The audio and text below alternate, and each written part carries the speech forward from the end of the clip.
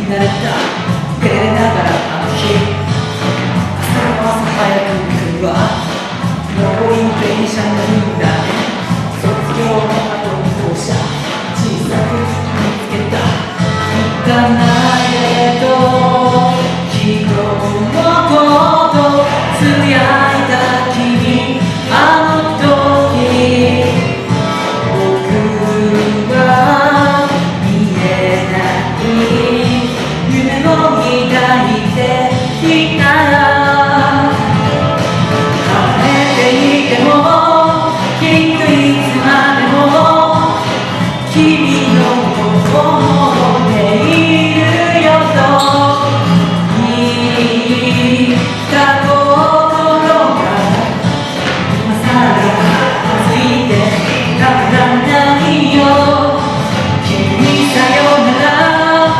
電話で告げた過ぎてゆく季節の中に会えた2時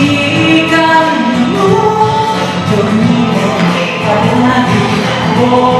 らがいた One, two, one, two,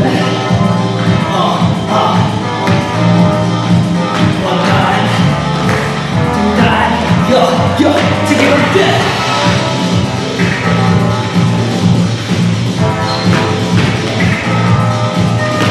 僕の心の裏には隠せた君の声季節の時の香りが消えずにある僕が大人って見えたあれは口紅のせいだって